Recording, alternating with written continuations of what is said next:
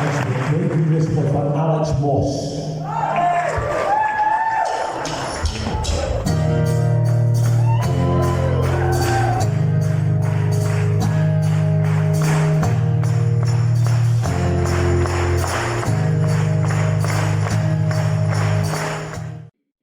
Hello and welcome to a new episode of the Weekly Dartscast in association with Darts Corner. I'm the soon-to-be two-time Riley's UK Open qualifier participant Alex Moss, and joining me as always, the darts statistician. He could double up as a co-host of one of the NFL podcasts based on his tips last week. Burton, DeWitt, how are you doing?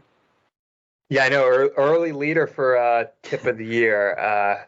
I guess your Q School tips might be the leader still, but I'm in the competition. I'm in it to win it. I'm doing well. How are you, Alex? I'm doing all right here, thank you, and looking forward to making my UK Open return. I should put in brackets there, the Riley's qualifiers this weekend. 7 years since my debut in early 2017, and that was when this podcast, I don't think it was even 10 episodes old yet, so it's been a while. I've seen the PDC, they've been putting out the weekly reports already on the qualifiers, who's been winning them. How good would it be this time next week to see my name on that list? I think it's very unlikely, but it should be a good day out anyway. But lots going on in the world of darts. The Premier League starts this week, the Masters this weekend as well. But before we discuss both of those events, let's start the show with what has been the most important darts item of the last 7 days, and that is, of course, the Weekly Dartscast Awards. And Sunday night, we announced the winners of our 18 awards, and amongst those awards, our listeners, they voted Luke Humphries as Player of the Year, and Andrew Gilding, he picked up the big one, the Guest of the Year. But did our listeners get it right? I think they did. And I mean, I know Guest of the Year is the big one because I said it was in the introduction. But in all seriousness, the real big one is Player of the Year. And you look, I mean, if you look at the four winners, I didn't vote for all of them over the course of the 4 years, but the only one I didn't, it was very, very, very tight. It was hard to say they got it wrong. And this year, though, I thought probably was the easiest of them so far. I don't see how it could have been anyone other than Luke Humphries. Even if we accept that the first half of the year he didn't do quite that much in the televised events. He went out in the last 16 in the UK Open. Okay, made the semifinals of the World Match Play, but he also had that early exit in the Masters. He made it to five more European finals, winning one of them, and continued to be probably the best or second best player in the world over that first half of the year. He was already in the conversation along with MBG and Gerwyn Price when the second half of the season started. And from that point on, he was just dominant. He won the World Grand Prix. He made another final on the European Tour. Did go out, well, for him, just going out as early, even if it was a final. But losing the quarterfinals of the European Championships was incredibly early for him, the way things had been going. But then won the next three majors after that, the Grand Slam of Darts, the Players' Championship final, and the big one, the World Championship, stopping Luke Littler in the final in a great match. I don't see how anyone else plausibly could have taken home the trophy as Player of the Year for the Weekly Dartscast show, or any other Player of the Year in the PDC or in anything else in darts. I don't see how anyone could have got that wrong, and our listeners are smart. I don't expect them to get it wrong, and they didn't get it wrong. But at the other hand, it was an impossible one to get wrong. If you look through the last 4 years, there was not a more obvious answer. There was not such a clear-cut, only correct answer like there was this year. Luke Humphries was the Player of the Year. Any other choice was just not justified. He got it. The fans got it right. And, well, as I said, there was no way that they could get it wrong.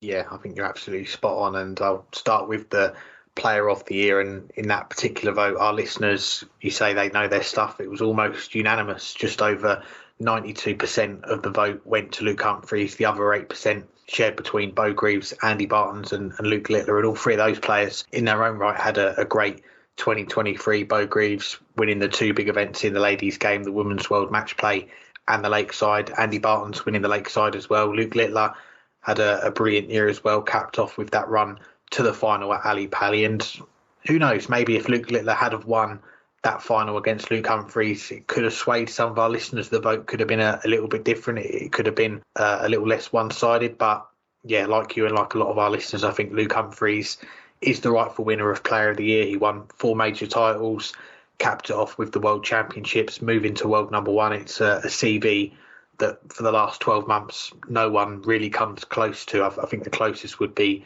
Michael van Gerwen. He won his fair share of titles, the Premier League, the World Series finals. He got to a few more finals as well, but it doesn't really stack up with what Luke Humphries produced in the last year. And as for Guest of the Year, it went to Andrew Gilding. It is always a tough one each year to decide not just the winner, but the nominees as well, because we have so many guests on throughout the year. And he fought off the likes of Stowe Bunce, Radek Sagansky, Sudesh Fitzgerald in the vote. We had a few of our listeners nominate Des Jacklin as well for the Guest of the Year award. And probably the most eyebrow-raising interview that we had on the show last year was chatting to Des from Torremolinos. It was during the famous Torremolinos Open. It was our 300th episode special, and he got to give his side of the story to a lot of things that have happened with the BDO and things that have involved him in the last few years. And whether you agree with him, you don't, it was certainly an interesting listen. And I say it every year, we are fortunate to have the access that we have for this show. We never take it for granted. We do try and bring you the best and most interesting guests on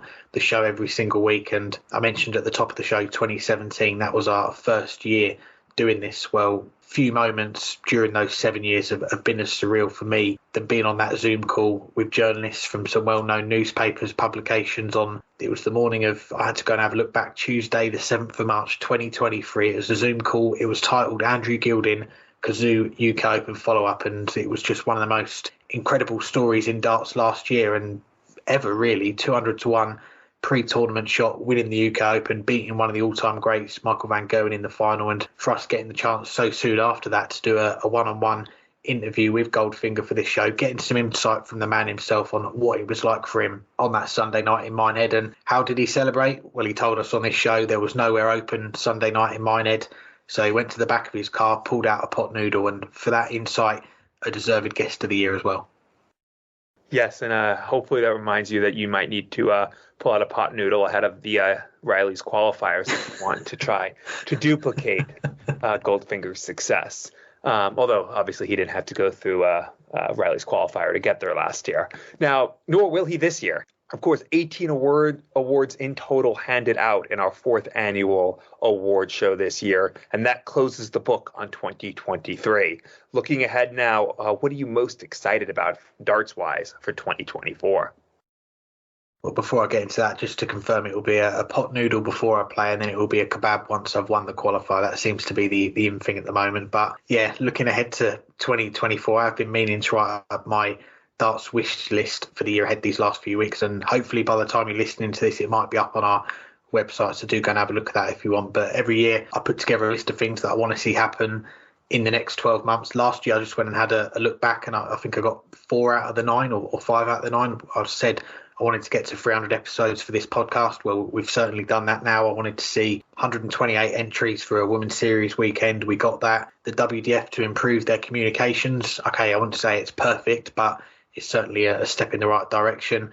Some new opportunities in darts for me personally. I'm now in a new job involved in some way in the darts, and the biggest one of them all, I got to see the Gold Coast Stompe play live in the World Seniors. And if you're listening, Warren Allsworth, no, I'm not going to mention the result of that game. But for 2024, I've put together a rough list of 10 things that I want to see this year. I'm not going to spoil it, so you're going to have to go and read them if you want to find out what they are. But touch wood, hopefully one of them is going to be ticked off this week, which would be a good start to that list. But looking beyond just my own wants for the year, what I'm most looking forward to overall, I think it's going to be seeing how big this sport can get over the next 12 months or slightly less now when we're talking. But the Luke Littler effect, as everyone is calling it now, what could that do for the game this year? And one thing I do want to try and do on this show, we mostly cover the PDC, but I'd like to try and delve a little bit closer into the work that is going on at that grassroots level, maybe do a monthly feature or however often we can do it, having a chat with the people involved in running darts, whether that's here in the UK or where you are, Burton in America, or anywhere else for that matter.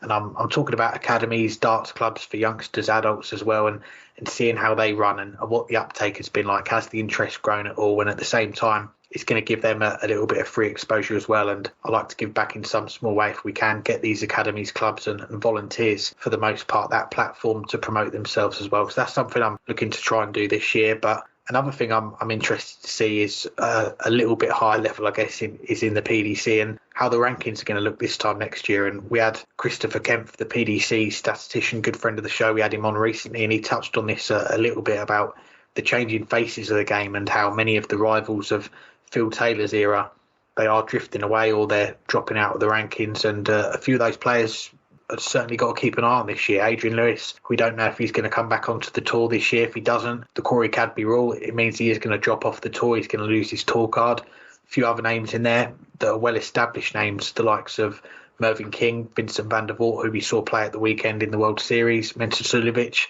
some other names that have got a big year ahead trying to rest the slides that they're all currently on in the rankings. And behind them, you've got this new crop of talent that are all looking to overtake them. One of them, we know he's just turned 17. He's overtaken all of them already, but there's a lot of other players that are coming through looking to make their mark on the game, some that have got tour cards and going to be playing on the tour this year. So I think we are in for a fascinating year ahead. And as I always say about enjoying the darts, I can't wait to sit back and enjoy it.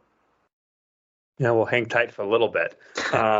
What am I most looking forward to in 2024? Well, you touched on some of the things I am looking forward to. Obviously, I think everyone is curious to see what Luke Littler continues to do for an encore. It's not just do. He's already been doing stuff, making the final this past week of the Dutch Darts Masters, averaging over 106, and it wasn't enough to beat MVG, but still is playing his best performance of the weekend in the final against a fairly on-song Michael van Gerwen, whose timing, don't forget it, Michael van Gerwen's timing was perfect in that match, and it had to be. Otherwise, Luke Littler was going to win a consecutive World Series event because he had won in Bahrain the weekend before. So, or I shouldn't say the weekend, the week before that event, Thursday, Friday. I guess it's a weekend if you wanted to take a long weekend, but for most of us, it was not a weekend, but it was the week before. So seeing what Luke Littler can continue to do for an encore is on all sides of my list for 2024. And we'll come on to it in a little bit about when we start talking about the Premier League, what's he going to do in his first Premier League campaign. So I won't talk about that now, but that's one of the things overall I want to see. You mentioned, global darts as well. I'm hopefully this year going to go to the U.S. Darts Masters for the first time. I just haven't made it work in my schedule. But being that it pretty closely overlaps with the ICC 2020 World Cup, which the U.S. is co-hosting, and some of those events will also be in New York just around or a day or two after the U.S. Darts Masters, it's an excuse to go up to New York for a week and maybe also catch a little bit of the cricket, not the darts cricket, but the T20 cricket as well. I don't expect the U.S. to do as well in that as I hope the U.S. will do in the U.S. Darts Masters, but maybe I'll be wrong, which is probably an indication that things went really bad in the darts for the U.S. But some other stuff I'm excited for. I'm trying to play some more competitions this year. I'm planning to go down to Virginia for a tournament this weekend, this upcoming weekend. See how I do. I don't expect to win, but I'm happy with where my game is and the progression it's made, and I'm excited to try to see if I can put maybe 10 points on my average this year and get it up well into the 60s, if not clip 70. I think my game is going in the right direction. I just need to put in the time and as well as play some of the open competitions to try to get it to that next level. And I'm excited to try to do that and probably be disappointed at myself when I don't manage to do it. But the other big things, I want to see, as well what Luke Humphries does for an encore. I want to see what some of those players who really looked on the verge of a big breakthrough last year do. I mean, Jean Van Veen had a poor back end of the year, the last couple months, but for the most of the year, he looked a superstar. He looked, I think, at times even better than Luke Littler has looked. He regressed a bit, but now he's getting back in the right direction. I want to see, whether some of those players that have been in that third or fourth tier of players can keep pushing on. We talked about Luke Littler. Well, what about Luke Woodhouse? Breakthrough year last year, making his first ranking final. He just keeps getting incrementally better each year. How does he push on? Ryan Joyce getting back, winning a title last year. Scott Williams, the big run at the World Championship. I want to see which of those players take the next step. And I'll also mention Boris Kursmar, who I think is going to win a title eventually. Maybe this is the year. And then lastly, what do Bo Greaves and what do Fallon Sherrick do this year? Bo Greaves, obviously a fantastic year, but Fallon Sherrick was playing her best darts in the second half of the year. She looks like she's not back to her best, but fairly close to it. If she keeps progressing like she was last year, she will challenge Bo Greaves this year, and maybe someone else will emerge to challenge both of them as the women's series picks back up. Well, it's an exciting year ahead, that's for sure. Let's bring in our first guest on this week's show. He's the Sky Sports and ITV commentator, Stuart Pyke. I'm pleased to say we're joined by the Sky Sports and ITV commentator, Stuart Pyke. Thanks for the time, Stuart. How are you doing? Yeah, all good. All good. It's been a while, but glad to be back on. Great to get you back on. There's lots to get to. We'll just firstly touch on this upcoming week because the new Premier League season starts in Cardiff on Thursday, followed by the Masters the day after. So it's a busy week ahead. As a commentator, how does it work getting all the prep done for those events? Yeah, all good, all good. I mean, I think, to be fair, the Premier League kind of takes care of itself now, doesn't it? I don't know, I think you get to the stage, or I may well have done a while ago, that too many stats kind of spoils it. I think, most people, there are stats which are good and useful. Stats are mainly for when games are not great, unless they're really standout information. I think painting a picture and having a bit of colour and giving the viewers a flavour of what it's like in the atmosphere, I think that sometimes is more important. Head-to-heads are all well and good. If someone won 4 and lost 4 against someone else, it's irrelevant, as far as I'm concerned. But if someone's lost their last 19 games against someone, then that's worth talking about. So take care of itself. And the Premier League, of course, morphs into the Masters, then back to the Premier League, and then the UK Open, and it's just full on, isn't it? Of course, with the switch to midweek for the Players' Championship and the Pro Tour, it's just going to be non-stop all the way through to be back at the Ali Pali, of course, in December, literally non-stop.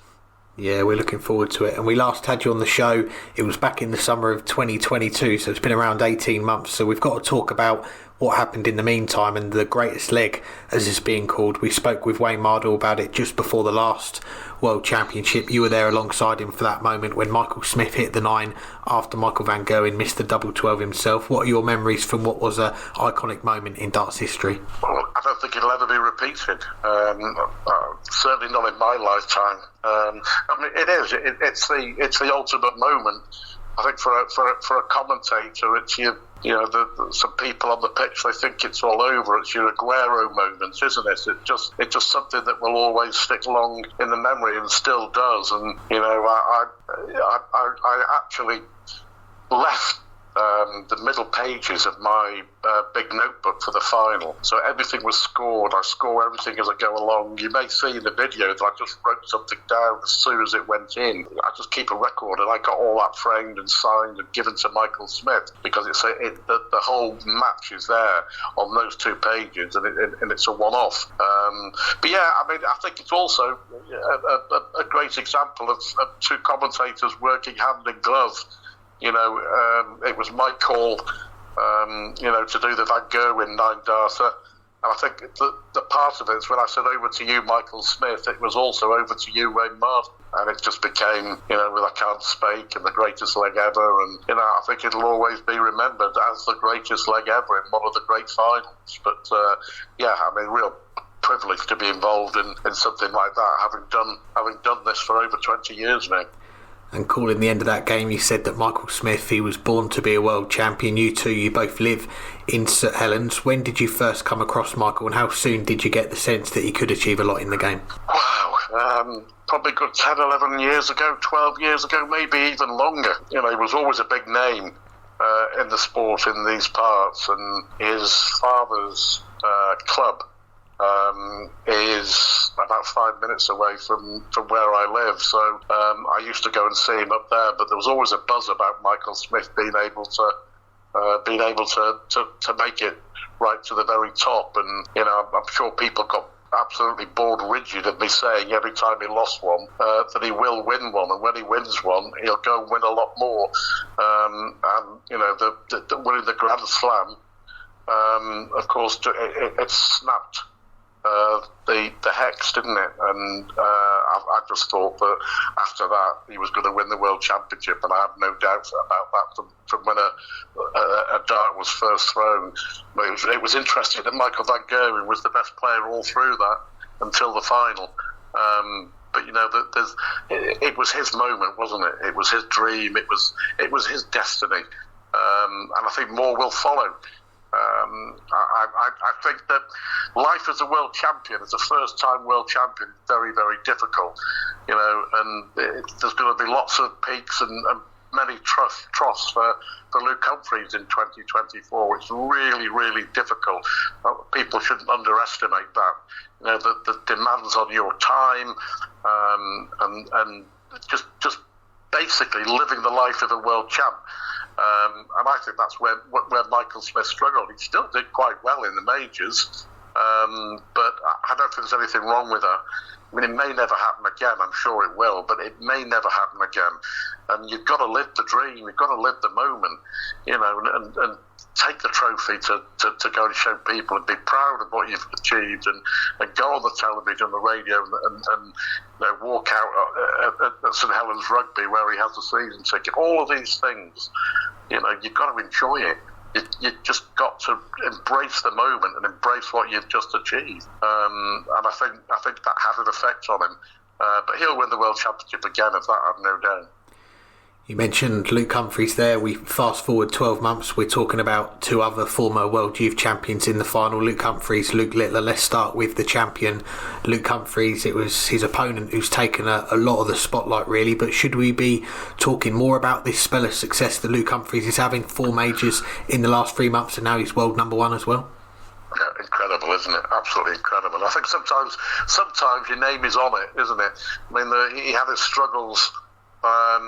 Face match darts and had to come from 3 sets to 1 down, and sometimes you just get a feeling that it's destined to be for you, and the same with Michael Smith. He had to survive a few scares, a few wobbles on his way to winning it. But I think just the way Luke Humphries handled himself. Let's just be honest. I mean, if Luke Littler had hit that double 2 to make it 5 sets to 2, I think he would have gone on and win it.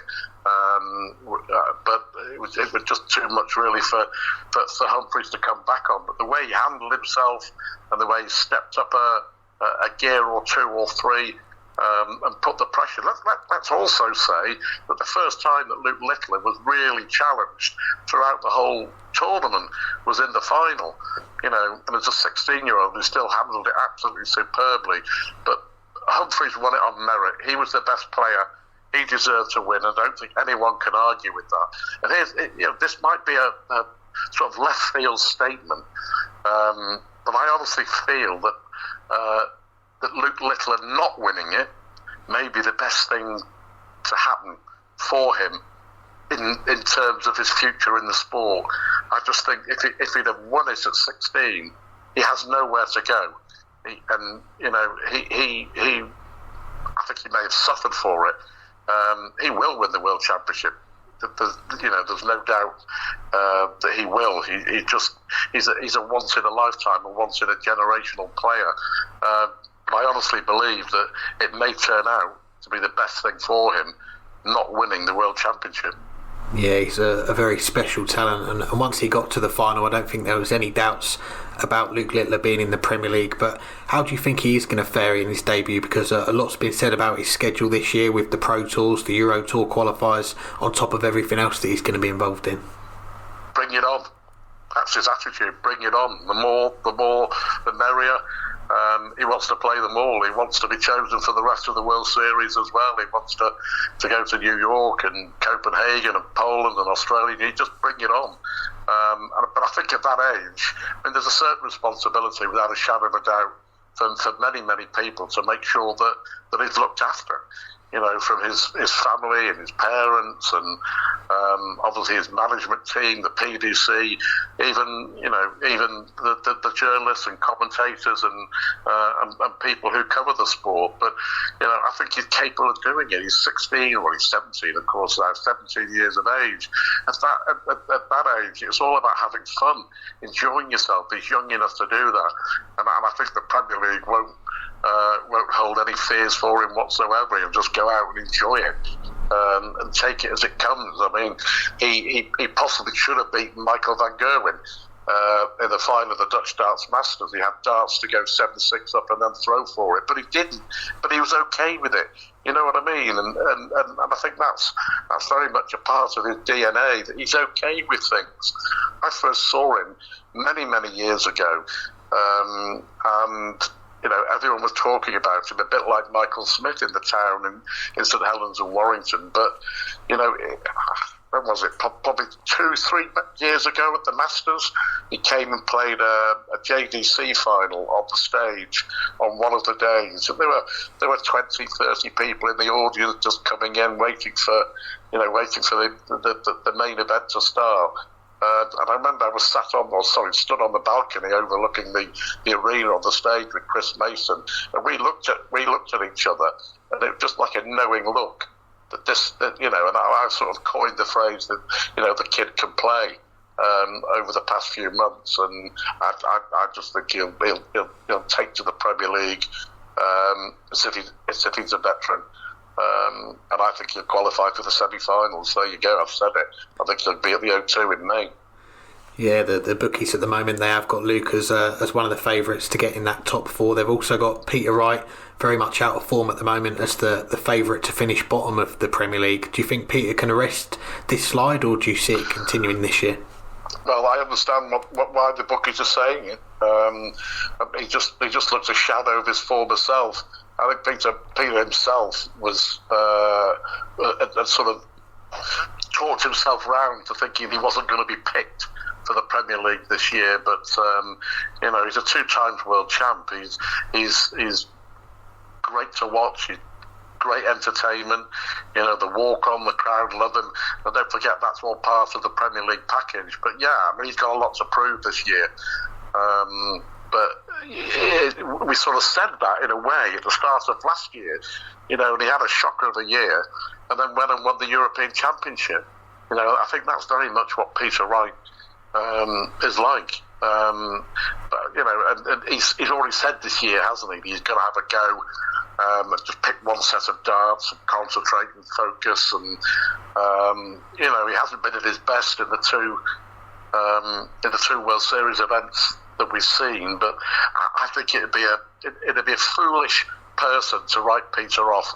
He always seems to find a way, but the pressure's on, and he'll be feeling it. Of that, there's no doubt. His Premier League record is dreadful when you think about it, and he will be well aware of that. He'll be well aware of the knockers will be waiting to have a go at him. But the best way to shut up the doubters is to go up there and do it on the board.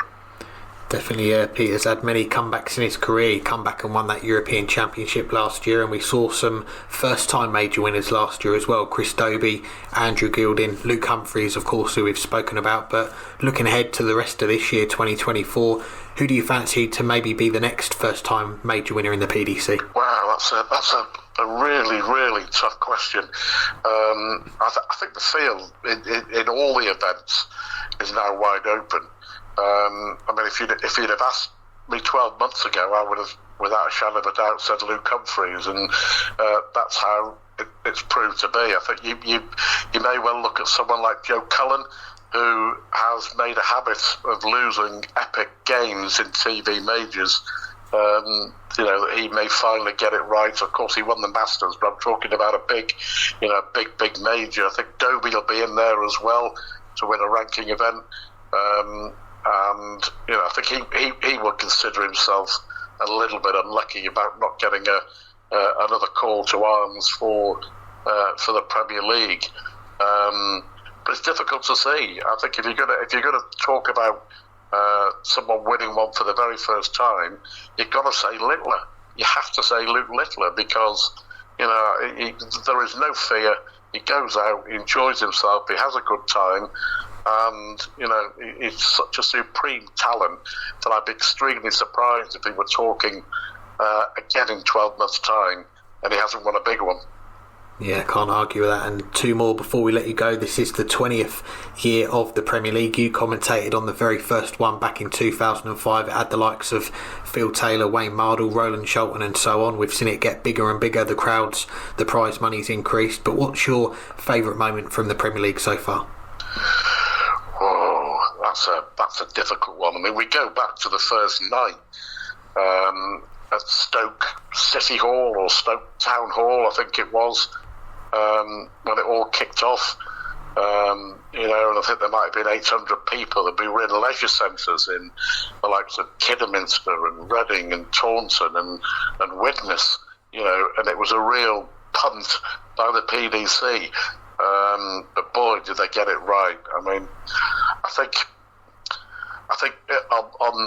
on one, Michael Van Gerwen's 1-3-2 to win it was absolutely outstanding. Gerwin Price's 2 9-darters on a night in Belfast. The heartbreak, I know it's not a highlight, but it's a low light, but it's a standout moment. The heartbreak of 1 dart for Joe Cullen, 3 darts for Peter Wright to win it. I mean, there's just been so many moments. John Henderson's walk-on, William O'Connor's walk-on, when they have the contenders. And they'll just go from strength to strength. They're selling out all over the place once more.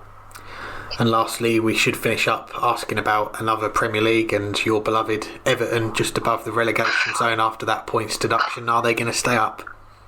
Well, I just fear that you bring Everton into the conversation. I think they will.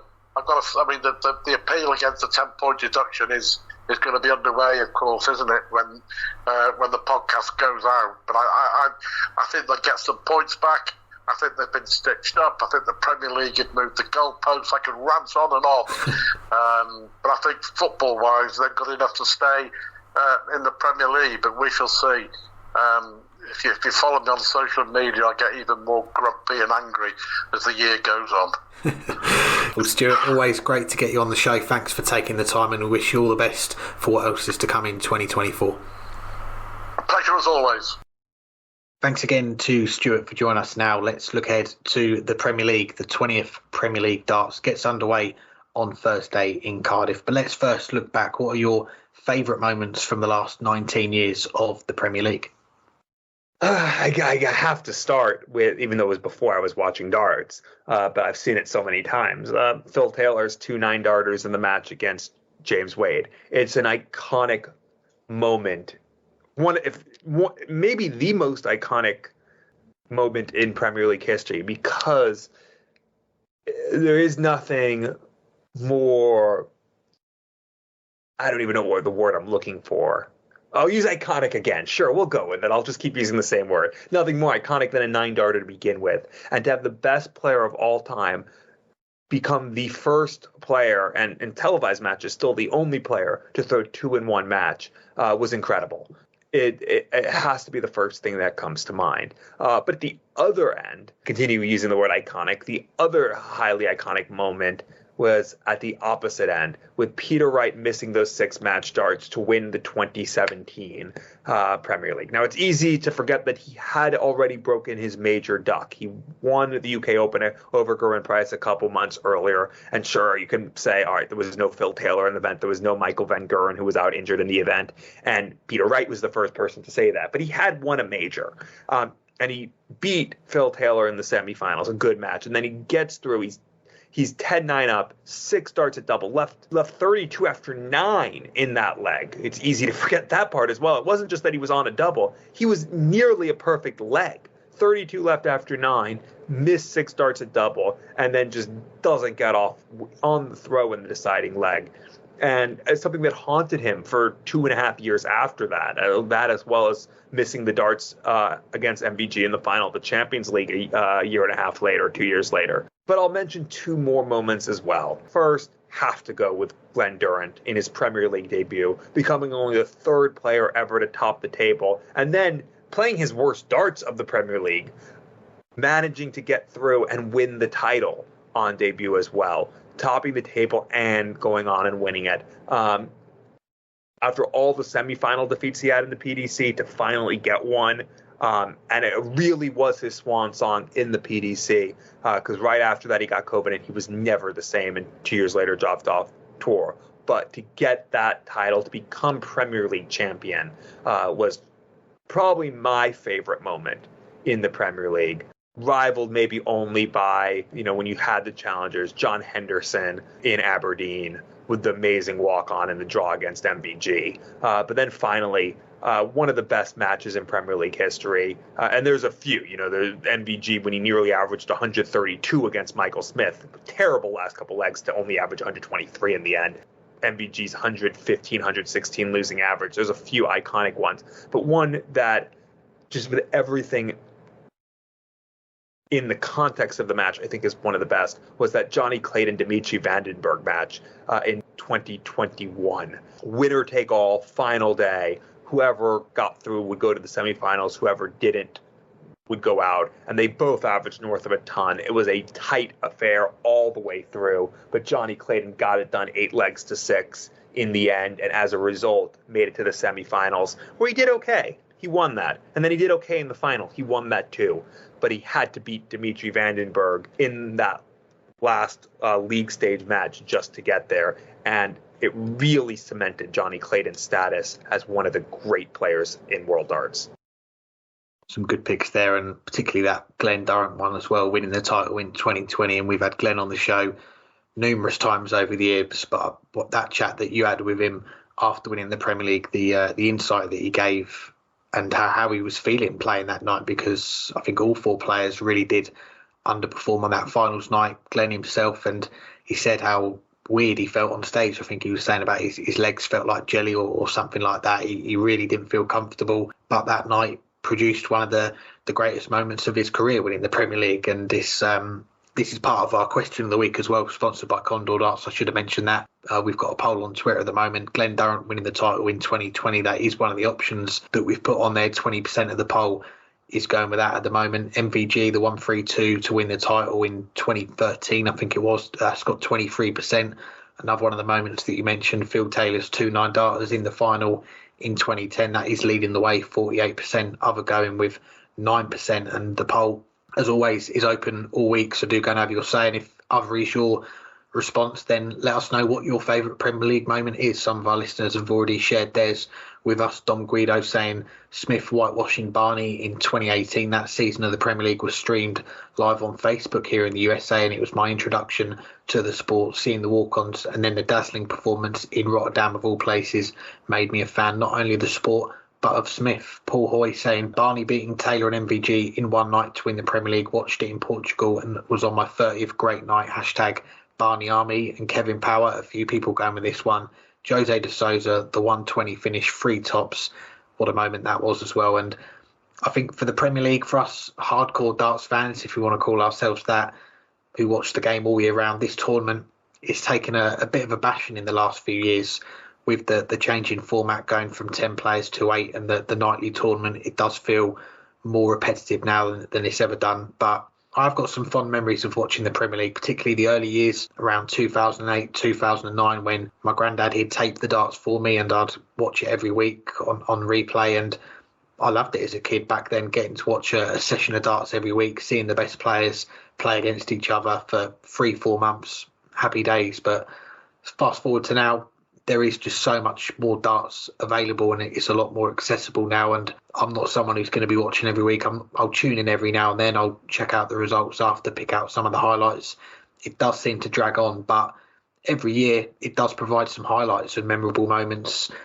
And the 3 options on the poll, they're definitely up there. But as a Peter Wright fan, I'm going to go back to 2014, and it was Peter Wright's first year in the Premier League, and what an emergence it was for Snakebite. Got to the World Final, just like Luke Littler this year, and then being thrown into the Premier League a month or so later. And this was back in the full showman Peter Wright era. He had no fear. He was bending down to throw his last dart. He was ushering the crowd for more noise on a double. For me, that's what the Premier League is all about. It's that entertainment. It's entertaining the crowd in the venue, the viewers at home. We know these 8 players, whoever they pick, you're going to get some great darts each week. But if you want to keep people watching every week, you need that little bit of something extra. And back then, around that era, 2014, you had Peter Wright, full showman mode. You had MVG, very close to being at his very best. You had Phil Taylor still high up there, Raymond van Barneveld, Gary Anderson, Adrian Lewis. It was packed with star power. Well, speaking stacked with star power, so is this year's Premier League, even if it is just 8 players, not the 10 that we pine for. But the new season starts in Cardiff on Thursday night. Luke Littler is odds on to finish in the top 4, and Peter Wright is the bookies' favorite to finish bottom of the league table. Will either or both of those things happen? Well, I just spoke about him in the last question, so I'll start with him for the answer to this one. And from that debut 2014 campaign in the Premier League for Peter Wright, 10 years later, his 11th consecutive season, but as you say, goes in as the odds-on favourite with the bookies to finish bottom of the pile. And there's no getting away from it. Out of those 8 players, he is the most out-of-form player in the lineup, and there is still legs left literally in Peter Wright's darts career. But I have got the feeling that when he does put his darts in the case for that last time, the Premier League is going to be one that got away. You mentioned the match starts that he had in 2017 in the final against MVG and lost. There's been other occasions when he's been close, finishing 5th, getting to the playoffs again in 2020. But right now, the current format, I don't think it helps him. And okay, you can go back to that very first night of this nightly tournament. What was it, back in 2022? Peter Wright, he won the night in Cardiff, finished off with a 113 average in the final against Johnny Clayton. But the 15 weeks since then, in 2022, all of last year's 2023 season, 31 weeks, he's made 2 finals. So it doesn't make good reading when you're thinking of a push for the playoffs. But when you add in his form, you do fear the worst for Peter Wright in this Premier League. And I've got to say as well, just on another note, it's a shame that the Twitter account, What Darts is Peter Wright using, has decided to stop, because I always enjoyed those updates, what setup Peter Wright was going to be using. And we often talk about the equipment when it comes to Peter. And right now, he just looks to be further away than ever from finding something that is going to bring him that level of consistency that has served him so well over the years. And okay, there's no relegation in the Premier League. He is guaranteed 16 weeks of playing, 16 weeks maybe of tinkering. He could use 16 different sets of darts, one for every week if he wanted to. But at the same time, if you are losing each week, what is that going to do for your confidence? And right now, I can't see anyone else finishing bottom other than Peter Wright, as much as it pains me to say it. As for Luke Littler, I think this one is more up for debate. And okay, you can say he's just won in Bahrain. He's made the final in the Netherlands the last 2 weeks on the World Series, and he's playing against the same group of players. That is true, but this is a long slog, 16 weeks on the road. Whatever age you are going to have ups and downs. And I just don't think you can sustain that high level every single week. And okay, of course you don't need to. With this format, it's much easier to make up for a bad week. You go out first game 1 week, okay, follow it up, make a final the next week or win the night. You've more than made up for it, haven't you? But I want to see how Luke Littler takes to this Premier League these first 2 or 3 weeks. I think we are going to learn a bit more, and we've touched on it as well in the show about the added schedule, not just the Premier League, but all the events that go around it. So I think before I make a definite prediction on this one, if he makes the top 4, I do think we need to see how these first few weeks play out, because he is still on that massive high from the World Championships, the success that he's had on the World Series. But how long is he going to sustain this for? And it's going to be about when he does have that drop off, because it is going to come at some point during these 16 weeks. How does he bounce back? How does he recover from that? And once we see the reaction, I think we can say for more certainty, not just odds on with the bookmakers, but more certainty if Luke Littler can make the playoffs on debut.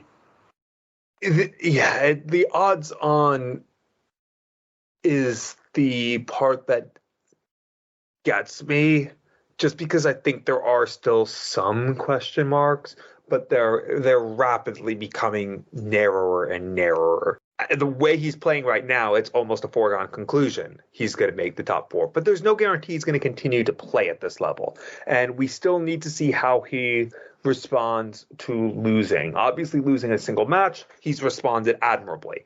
He's professional beyond his years, and the loss, obviously, in the World Final did nothing to damper his confidence. He came back in the next event and won it, and he made the final and played brilliantly. And I think he knows he just ran into someone who didn't make any mistakes in the final. But what happens when he goes out first match and isn't playing his best and just gets pummeled? What happens when he starts losing some Players' Championship events or Euro Tours that he gets into, or the UK Open as the season goes on?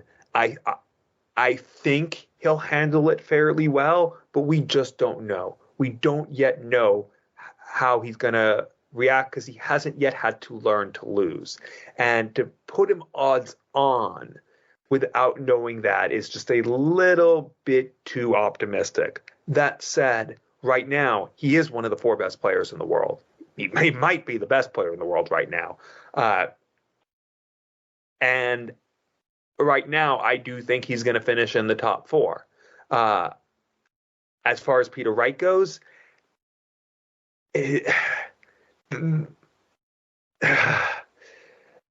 you have to tip him to finish bottom, although I think an argument can also be made for Nathan Aspinall. Nathan Aspinall's only won 2 of his last 14 matches against tour card holders. I mean, he's been playing some really mediocre darts at times, and sometimes he's playing better and still losing. But he's gone through his worst stretch as a professional over the last couple months. And during that same streak, Peter Wright has won a major. So it's not like it's been that long since Peter Wright found a way to get it done. I think Peter Wright is finding his A game less often than Nathan Aspinall, and he's on his C and D game much more often than Nathan Aspinall. But when he finds his A game, he can sustain it. And that means he could win a night, or he can win, a couple nights. Right now, I don't think Nathan Aspinall is playing at a level that's going to win a night.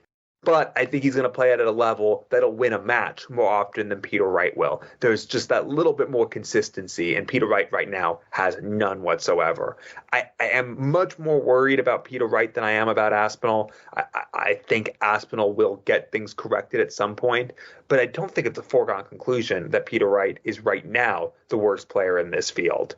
It's probably the case that he is, and it's probably the case that he finishes bottom. So I'm going to say both things will happen, but there's a case to be made against both of them. We shall see. Well, we're going to be looking ahead to the Masters this weekend in a moment, but before we do, let's bring in our final guest on this week's show, and he is the reigning and defending Masters champion this weekend. Here's our chat with Chris Dobey. I'm pleased to say we're joined by the reigning and defending Masters champion, Chris Dobey. Thanks for joining us again, Chris. How you doing? No problem at all. I'm good, man. How are you? Doing well, thank you. And we are talking on this Wednesday evening, just 2 days before the Masters gets underway, and it's going to be a first for you in your career. You go in as the defending champion of a major event. So how are you feeling ahead of that first game on Friday night? Yeah, I'm feeling really good. Obviously, my game's still in a good place, although I lost the game at the Worlds. But yeah, obviously that's in the past now. It's moving on, and hopefully I can continue that form for the start of the year. Well, we'll come back to the Masters later, but let's rewind to when we last had you on the show, and it was this time last year during the Premier League Media Day. You'd just been picked after winning the Masters a few days earlier. Night 1, you go and win the night. What are your memories from that night in Belfast? Yeah, it was quite a surreal week. Obviously, after winning the Masters and the opening night, obviously it just seems like a flashback now. It's hard because there were so many nights. They were all great nights, regardless of if I won or not. I enjoyed every experience of the Premier League. So yeah, obviously there's fun memories. Playing well as well. So yeah, it's always great to be playing well. Yeah, you mentioned playing well. You ended up in 7th place in the table, but we lost count of how many times that you'd lose with a ton plus average in that first game. It must have been 6 or 7 times. How frustrating was it during that season when you were throwing well in the Premier League but not getting the rewards? Yeah, well, that's it. Obviously, you're playing the best in the world week in, week out.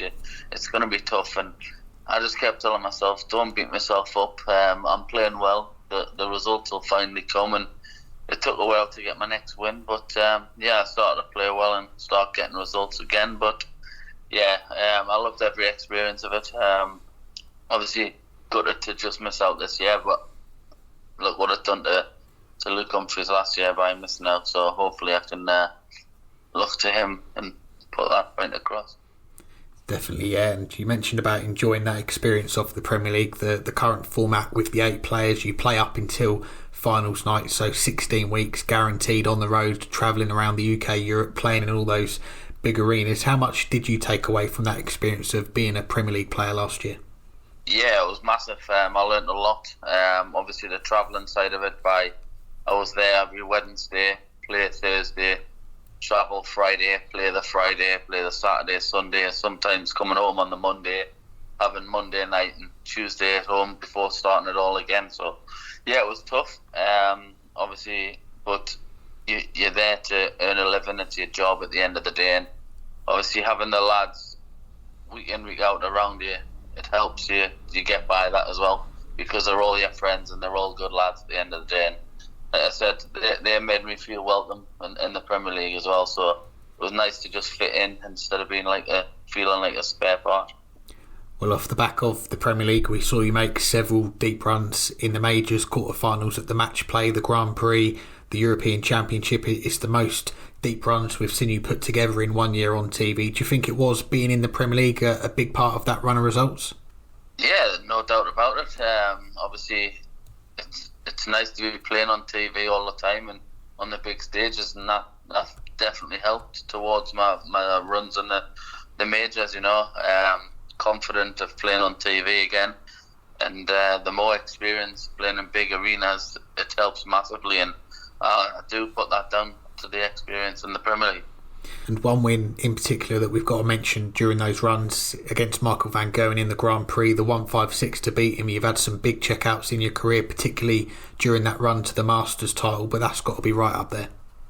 Yeah, of course. Obviously, it's nice to get the win, but if you're winning with big finishes as well, it's always a good feeling. But as long as I'm playing well, winning, and that's all that matters. Well, let's move on to the Worlds then, and right from your first game you look to be in red-hot form. The wins against Ross Smith, the defending champion Michael Smith, takes you into that quarter-finals again at Ali Pali, and it's a long tournament, a lot of players. How difficult is it to maintain that form game on game during the whole tournament? Yeah, it is. It's always going to be difficult, it's the biggest competition of the year. Obviously, my first game against Willie O'Connor was not an easy game either, because he pushed me all the way.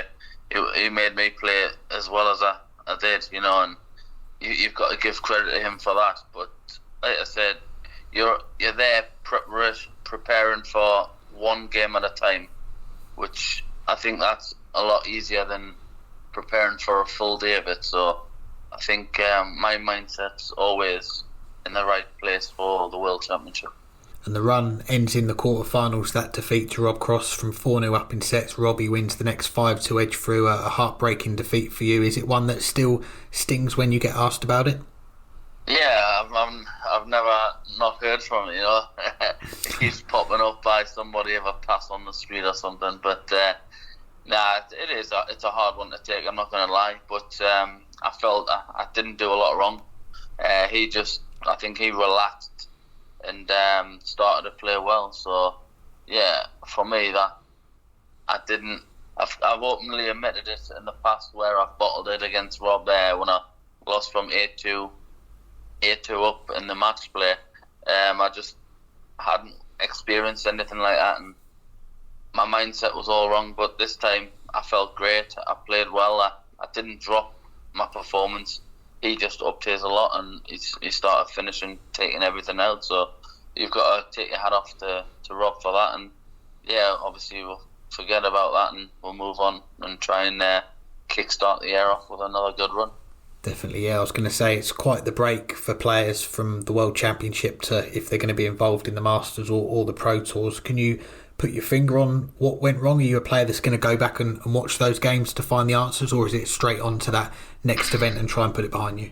Nah, it's just straight on the next event. I know I've been practicing well, leading up to the Masters there, and I feel my game's in the right place. So hopefully I can play well on the day and give it another good run, and obviously push Gilding, Van Gogh, whoever it is I play.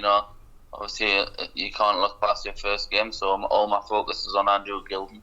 He's a great player, and I'm gonna hopefully step it up against him, and because he's a tough opponent, he's got his own style, so it's a lot different to others. So I'm looking forward to the challenge, and hopefully I play well. And the Worlds, it finished with Luke Humphries winning the title, beating one of your stable mates at ZXF, Luke Littler, in the final. We've all seen his talent before Ali Pali and other events, but I don't think we expected this emergence so early on in his career. What have you made of it as a fellow pro, seeing what he's achieved at such a young age? Yeah, it's great. Obviously, some players go through their full career without reaching a World Championship final and winning titles, and he's came on the scene and he's getting in the World Final in his first attempt. He's won the World Series in his first attempt, So yeah, he's done wonders. He's got the eyes back on the dart as well, so he's got the viewing figures up as well. So yeah, he deserves every bit of credit he gets. He's playing well. He's good for the game, and he's got all the talent in the world as well. So I think he'll just get better as well. And that run to the World Final did get Luke Littler in the Premier League. Unfortunately, you're not involved this year, although a lot of our listeners, when we were discussing the Premier League, they had you in their lineup. How close do you think you were to getting that call up again this year? To be honest, I think if I had won that game I was in. I think it would be hard for them not to put us in if it reached the semi-final, and the way I was playing that tournament, if I had closed that game out, it would have been another decent ton plus average as well, where every one of my games would have been a ton plus average. So playing consistently well, going deep in major TV tournaments, I think it would have been hard for them not to pick me if I had won that game. But like I said, it's up to them. They choose who they feel fits the bill, and obviously I wasn't selected this year, so I'll just have to try harder this year, and fingers crossed I can get myself back in there. Let's hope so. Well, when we spoke last year during that media day, I think we decided that the only downside to being in the Premier League was that you couldn't play for your local team on a Thursday. They were still going to be cheering you on. They were going to put it on in the TV in their club. Are you going to be going back to the local league for some extra practice? Yeah, 100%. It's got to be done. It's a good thing for me, obviously, playing with the lads who I've started playing with, and it's just keeping that side of me like level-headed, never forget my roots. You've just got to keep doing what's getting me to where I am now, and I feel that's part of it. So yeah, I'll definitely be going back to play. Well, let's get on to the Masters then. The last 3 years since that field has gone up to 24 players, it has been a player ranked outside the top 8 who's played in round 1 that's won the title. I guess that's a good omen for you that you are starting out on Friday night as well this year. Yeah, of course. Obviously, I feel going in, I've never been in a competition where I've been like clapped as the reigning champion, so I'm looking forward to that. But I also do feel that I can go out there and win again. I go into every competition thinking I can win, so there's no reason why I can't go out there and defend it and pick up it again. And we should touch on your beloved Newcastle United as well. When we last spoke, they'd just got through to the League Cup final. How much stick did you get from all the Man United fans on the tour after the final? All of them probably who don't live in Manchester either. Yeah, obviously it's nice to have a few of the lads, the majority of them is Man United fans, and it's good to have that the cracking banter with them. Obviously I took a little bit of stick, but now I've kept my own back the last couple of times I've played them, so Good to hear. And on the bright side, I guess Newcastle, they did finish that season in the top four, so you have had some Champions League football this season. Did you get a chance to go to any of those games? Yeah, I went to a couple of the home games, and I went over to Dortmund. Obviously, I had the target launch for when they were playing in Milan, which was a shame. Obviously, I was just recently signed as a target player, so I couldn't miss that. So, obviously, I've been to quite a few away trips this season and last to make up for it as well. So, yeah, I'm just happy with the way things are going at the moment. Yeah, we should mention that switch as well of manufacturer going from Unicorn. You were with them for a very long time, switching over to Target. How did the move come about, and what's it been like with the new darts so far? It looks like it's been a pretty smooth transition. Yeah, I think I've adapted to the darts and the setup very quick compared to a few players that have done it in the past. So yeah, I'm very happy with the way things are going.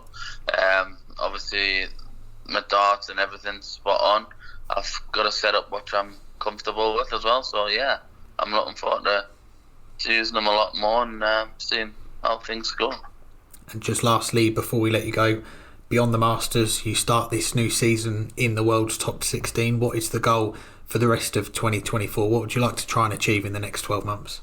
Yeah, well, obviously I don't want to drop out the top 16. I want to push up and hopefully get into the top 10, top 8 this year. Have some good runs, hopefully pick up a few titles, but to be seeded and stay on that European tours as well, because like I say, that's a bread and butter. That's where the rankings lift you, and hopefully if I can keep myself in the European tours, and I can do well. Well, Chris, always great to get you on the show. Thanks for giving us some of your time. We wish you all the best for that title defence in the Masters and what else is to come in 2024 as well. I appreciate that. Thank you very much. Cheers, man. Thanks again to Chris for joining us, and a busy week of darts. It also sees the Masters take place in Milton Keynes this weekend. Our guest that we've just had on, Chris Dobey, is the defending champion, but how far will he go in his title defence in MK? Well, I don't think he's going to win it again. Not because I don't think he's playing well enough, but because I just think that there's three people who are most likely to win this, and with the Premier League already having started and those players being much more match fit, I think there's a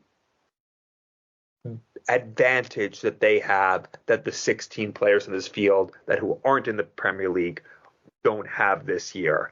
And in the end, it therefore comes down to, I think, most likely Luke Humphries or Michael Van Gerwen. Those are the best players right now, and they're going to be more match fit than Chris Dobey is. But let's go through Chris Dobey's route.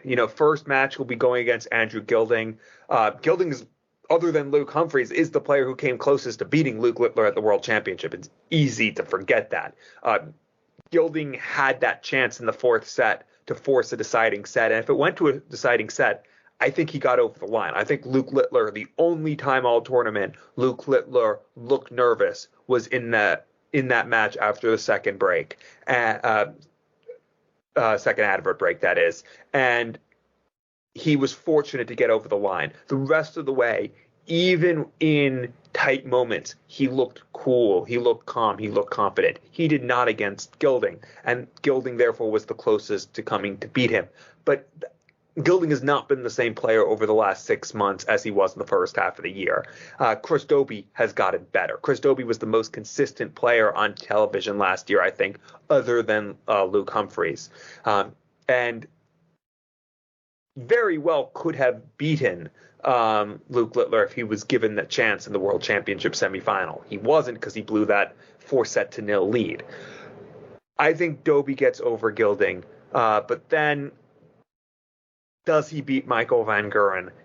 And I think right now, I just don't think he does. I think because MVG is going to come in match sharp, because MVG is going to come in with confidence, and I think hungry. I think Luke Littler's emergence has relit a spark under Michael Van Gerwen. And obviously Luke Humphries' emergence in the last few months as well has helped with that. But I think Michael Van Gerwen feels like he's genuinely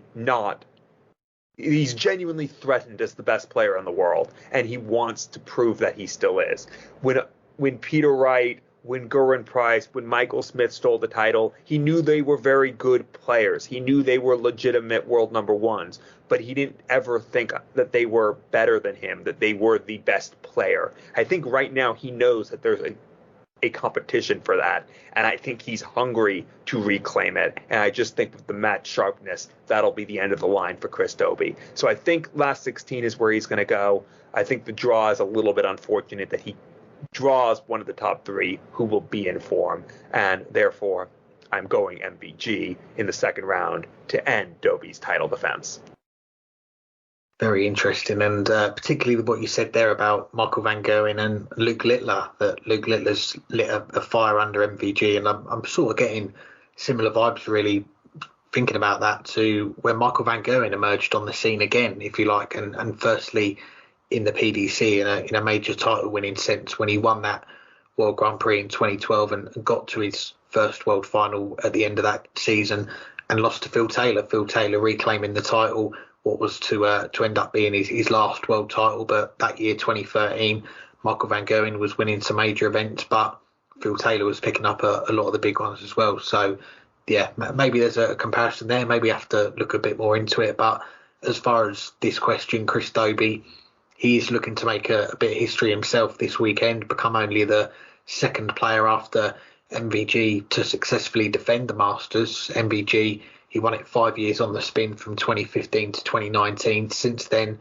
we've had 4 new winners in the last 4 years. And if you look at the seedings for those winners in the last 5 years, MVG's last title in 2019, he was world number 1.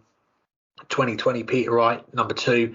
2021, Johnny Clayton, he was the 18th seed. 2022, Joe Cullen, number 11 seed. And 2023, Chris Dobey last year, the 21st seed. So since the increase in the field from 16 to 24 players in 2021, every single winner of the Masters, they've started off in the first round and played on that Friday night. So the top 8, the big boys, if you like, that get the bye to Saturday, the last 16, that they've not won it since the increase in the field. So maybe we should be looking at someone who is going to be playing on that opening night. Is it going to be Dave Chisnall's time finally? Maybe it's going to be one of the debutants, Josh Rock, Andrew Gilding again, or even Stephen Bunting, the form that he's shown on TV at the back end of last year. But Chris Dobey, he's going to be hoping that trend continues, players playing on the Friday night to then go on and win the Masters. And like you, I do think he's going to get past Andrew Gilding in his first game on Friday. He's going to set up that clash with Michael Van Gerwen, and I'm interested to see what Chris Dobey plays like this weekend, because as much as we've seen a lot of the big names playing in the last couple of weekends on the World Series, this is going to be the first time that we've seen Chris Dobey since the World Championships and since that game you mentioned with Rob Cross when he was 4-0 up in sets and he lost 5-4 in the quarterfinals. And I know a few of our listeners, and from reading our timeline, people felt that if Chris had won that game, not only would he have been in the World Championship semi-finals, but he would have been in the Premier League as well, and Rob Cross might have missed out. But that's how it played out. This is a chance for him to try and defend a title, a major title for the first time, and maybe put down that earliest of markers to be involved in the Premier League next year. And yeah, I think he gets past Goldfinger in round 1, and I think he's going to get past Michael Van Gerwen. I think the nerves of defending the title, I think if they are going to appear, they are going to be in that first game, because it's going to be a new experience for him defending a big title for the first time. But I could see Chris Dobey making it to the final day, the final session. I can see him beating Michael Van Gerwen to get to the quarterfinals. I can see him getting past either Dave Chisnall, Martin Schindler or Danny Noppert in that quarterfinal to make the semis. But I think that is going to be where he falls short. I think he is going to be in the semi-finals, but there is going to be a few wins in there that Chris can build on. None bigger than a win over Michael Van Gerwen in that longer format. But I do think his title defence is going to end 2 wins short, and it's going to end in the semi-finals. Hopefully one of us is correct, so that my NFL selection will no longer be a tip of the year candidate, but we'll find out. Obviously, Chris hopes that neither of us are correct, and that he goes on and repeats. Now, it is the top 24 in the world, which means no Luke Littler. Why is he not in it? But which round 1 and potential round 2 ties most catch your eye? Yeah, there's definitely a few on there. Just got the draw up actually, and there's some crackers in the first round. You've got Stephen Bunting against Ross Smith on paper. If you're going off the seedings, you've got the world number 16 against the world number 17. That does look like a very good game on paper. If both players turn up and play their best game, you could see them both easily averaging over a ton, hitting a lot of 180s. That's going to be a game that's going to be enjoyable to watch. You are going to enjoy the darts with that one, certainly. Joe Cullen, Josh Rock, one of the debutants, I just mentioned him, Josh Rock. Looking forward to seeing him play again. It's been a little while since the World Championships, and spoke about it on last week's show. Players that wanted to bounce back as quickly as possible after a disappointing World Championship. We saw that with Danny Noppert getting a win against Nathan Aspinall on the Friday night. But for Josh, it's been a little bit of a longer wait to get back on that big stage after losing early in the world. So looking forward to seeing him play against Joe Cullen.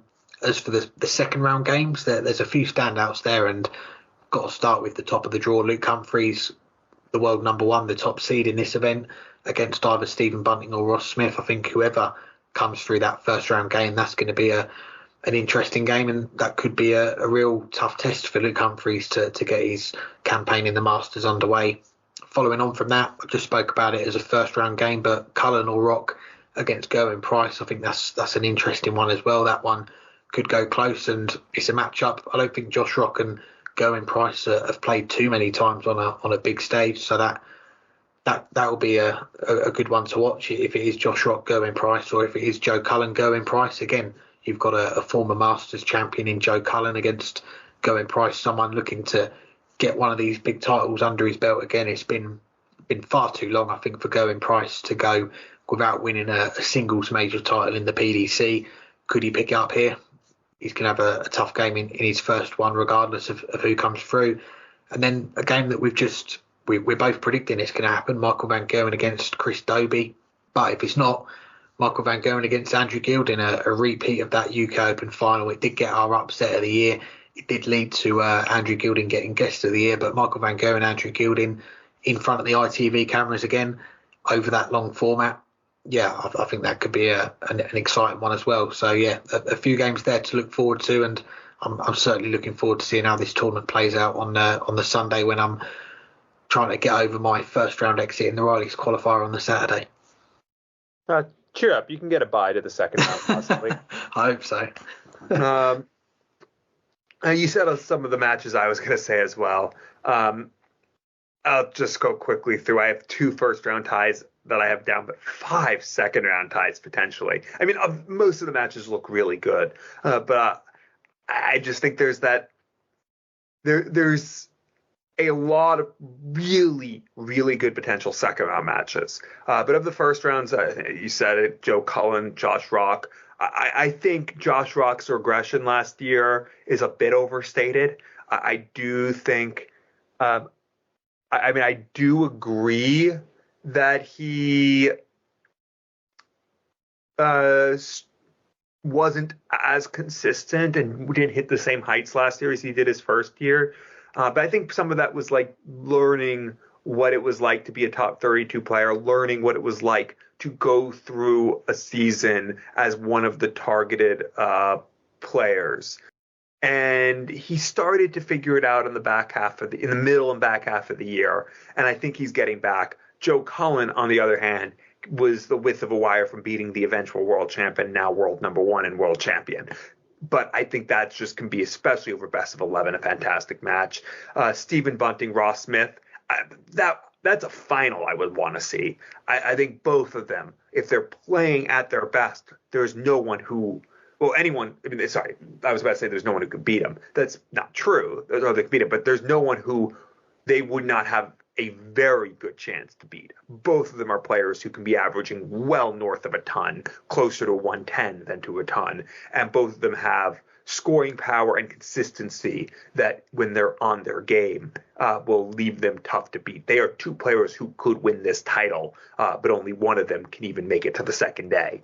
But of the potential second round ties, I'm looking forward to Danny Noppert against either Dave Chisnell or Martin Schindler. I mean, Noppert and Chizzy, I think, were two of the three players who were playing the best last year that did not get selected to the Premier League, or at least over the course of the entire season were playing the best. I just talked about Bunting and Ross Smith. I think at the end of the year, both of them were playing better. But from start of the season to end of the season, Danny Noppert and Dave Chisnell both had very good seasons. They just didn't do as much of it on television, and that's why they weren't in the Premier League. And that's not to discount Martin Schindler, but Nobby Chizzy match would be very good. I also have Cross against Hedda or Clemens. I don't know how Cross lost to Barney last week, but we've said that a bit recently. Damon Hedda finds ways to lose matches, but in the quarterfinals on television, this would be a last 16. Maybe this will finally be the week that Damon Hedda makes a semifinal.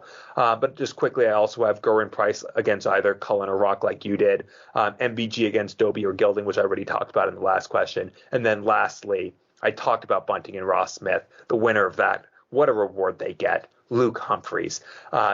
That's going to be a big test for the world number one and the world champion if either of Bunting or Smith come out firing. And you would at least hope that they do, because at best out of 19 between Luke Humphries and either of them would be an early contender for match of the year if they live up to their talent levels. Anything else for this week? Well, I've got a few thank yous before we go. Thank you to our guests, to Stuart and Chris, for joining us. Thank you to our sponsors, to Darts Corner and Condor Darts. Links in the description. Go and check them out. A big thank you to everyone that was involved in the Weekly Dartscast Awards. If you interacted with us when we announced the winners, or if you nominated for your favourites, if you voted for the winners, and everyone who sponsored an award as well. We're going to take a deep breath as I read all these sponsors out, but thanks to each and every one of them: Darts Tracker, Darts Corner, Mission, the Darts Referee, Condor Darts, SWR Darts Coaching, Matador Darts, In the Mud Sports, DBS, Barasol Travel, RAF Bryce Norton Darts Team, the GDL, Darts Actual, the Raffle Brothers and Dartistic. Thanks to all of them for sponsoring the awards. Well done to all of our winners. Thank you to everyone for listening. We'll see you all next week. Until then, you've got the Premier League, you've got the Masters, the Dutch Open this weekend as well. Plenty of darts to enjoy, and that's all you've got to go and do. Enjoy the darts. Well, we'll see how much I enjoy the darts this weekend in my tournament. We'll see how much you enjoy the darts this weekend in your Riley's qualifying tournament. Hopefully, you'll be in the UK Open, and I'll have some $25 first place check or whatever it will be for the event I'm entering. I don't expect it will be. I don't expect to win anything, but we'll see. But yeah, thanks to all of our sponsors and our guests this week. Season 8 is already underway. I cannot believe it. Let us know who else you want us to speak with. I think we have 16 tour card holders to try to get on sometime this year.